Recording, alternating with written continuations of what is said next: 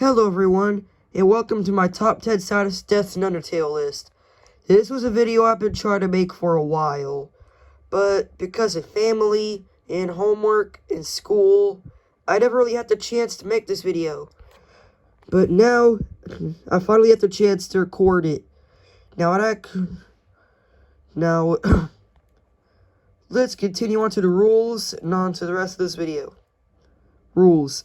The only rule is, these are my opinions. Also, I switched around number 10 and number 9 at the last second, because I thought it would make more sense that way. Also, by the way, this video has spoilers. A lot of spoilers. And if you don't want that, then you might want to leave now. But at this point, it's not really spoilers, because this game came out in 2015. And this game was also really popular, so yeah. Let's continue.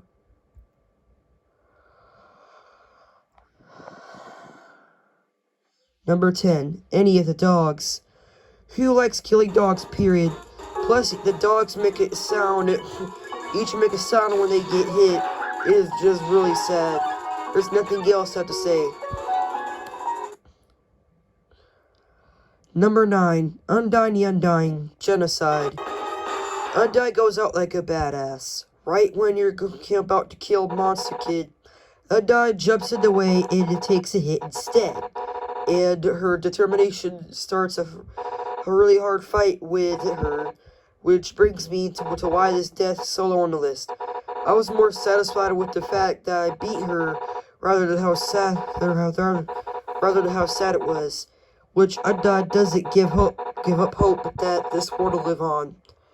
Sorry if I sound like I don't care. Sorry if I sound like I don't give a shit, because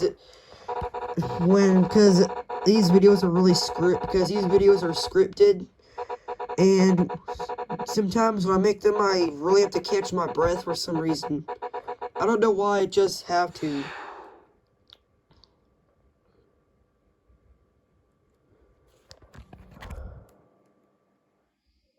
Number 8. Muffet. Genocide. This isn't any higher because in the neutral and Papyrus routes, she summons her pet spider to eat you, so screw her. In the genocide run, however, when you kill her, the spider that normally holds the sign that shows Muffet's next attack leaves and comes back to leave a flower. Now that's sad.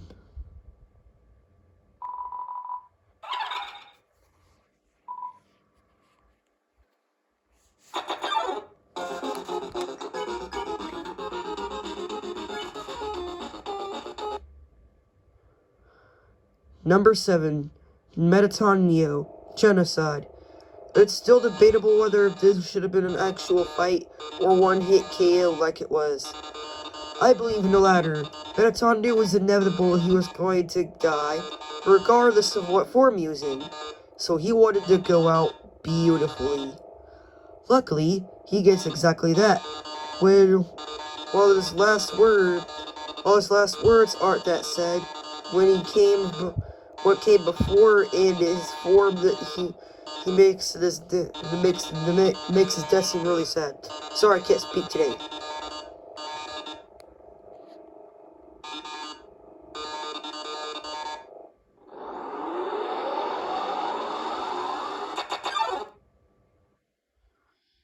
Number 6. Flowey. Genocide. Flowey is a simp throughout the genocide route. All he wants is Kara/the player's affection. He helps you out with various puzzles throughout the game and even kills Asgore for you. And what does he get in return? Kara slaughtering him like an animal.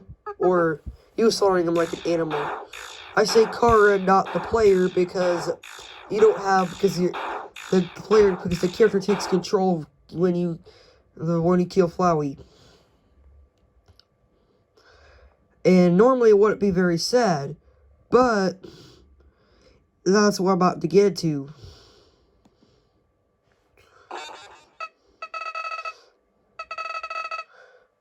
While he does that in both the Papyrus and neutral routes, And that's the reason why it is a higher. But the genocide route, he reveals a whole other side to Flowey. He actually wants to help you with your quest to kill everybody, and is instead killed himself. This is really freaking sad in my opinion.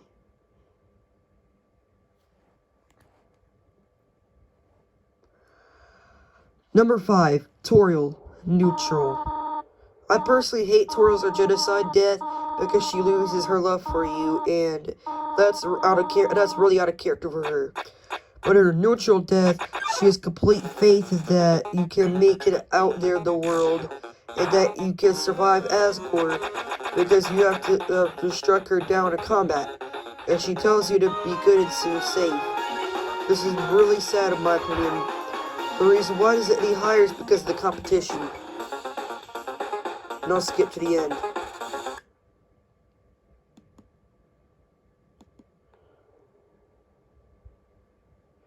Crap, chose the wrong video for this. Alright.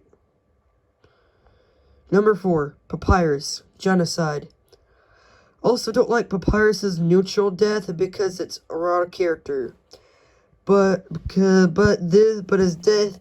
his genocide death is amazing. As you slowly approach Papyrus, he tries to change your life around for the better. But the fight with him is not even a fight, as he doesn't attack, letting you brutally murder him if you so choose. Well, if he dies, he says you can do a little better, and all around is just really sad. The only reason why he's in the top 3 is because, again, of the competition.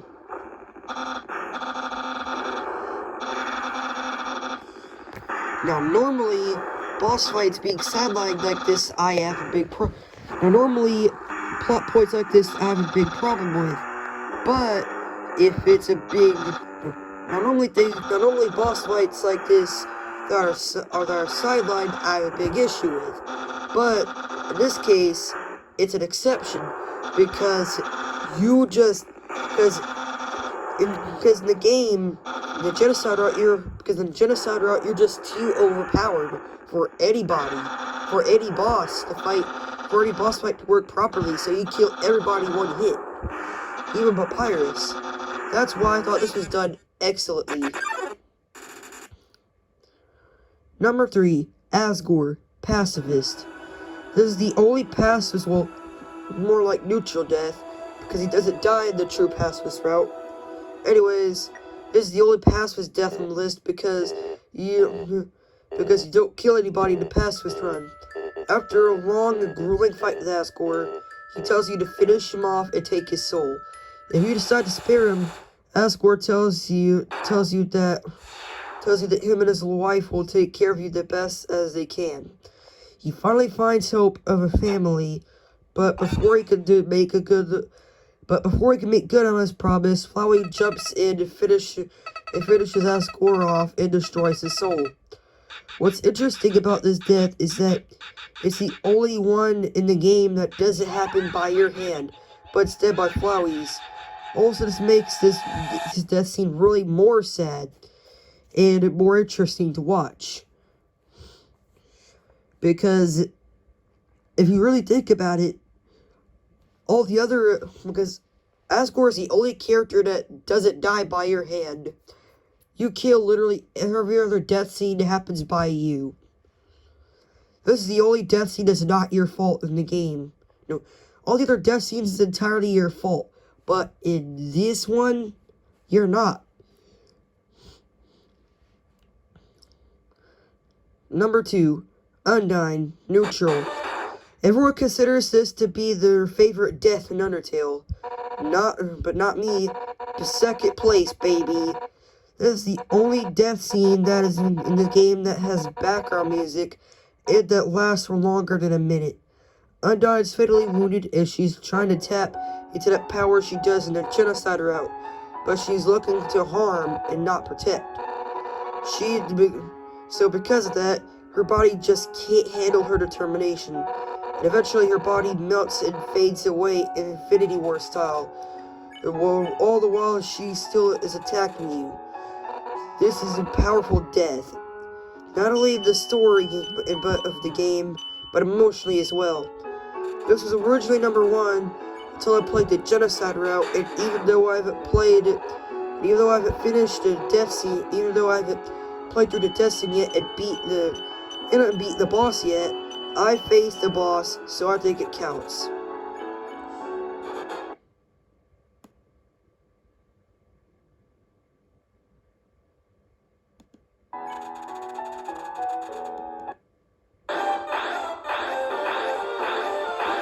Well, I'm trying to find the right point.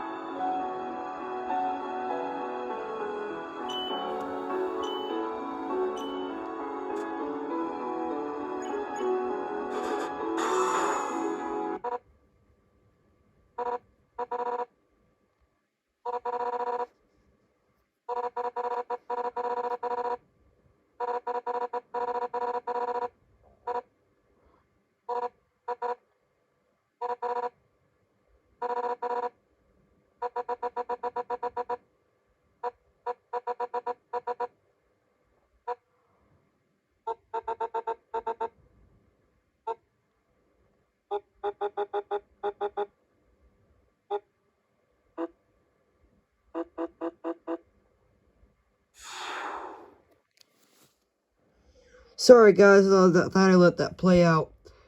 I had to catch my breath for a minute. Now let's go on to #1, which is Sans. I'm not going to specify what route this happens in because you can only fight Sans I'm not going to specify what route this happens in because you can only fight Sans on the genocide route. Sans goes out like a badass. Right after you strike him down, you miss. Or did you? Because while Sans bleeds out, he says, "That's it, huh? Just don't say I didn't warn you." Then he gets up and says, "Well, I'm going to Girlby's." Then he walks off screen and says, "Papyrus, do you want anything?" Then the death sound plays and he go up to level 20. So I really don't understand why people say Sans survived the scene. But still, Sans' last thoughts were of his brother. And even though your ability to save a load in watching your family, and it's heavily implied that Sans is depressed because of your ability to save, and even though this isn't confirmed, it's heavily implied that Sans is depressed because of your ability to save, load, and reset. Watching a family member die once is sad, but imagine having to watch your said family member die over and over again. Now that is really freaking sad and freaking brutal. Now that is real torture. Dying like that. I always feel bad for Sans and every character in the genocide route because they really did ask what happened and they didn't deserve it. Heck, even though Flowey is a monster, he didn't deserve what happened to him because at the end of the day, he's just Flowey. He's just Asriel. RIP to every single one of these characters. The end. I hope you guys liked this video, and so I'll see you guys next time. Until then, this was from Alex King, and peace.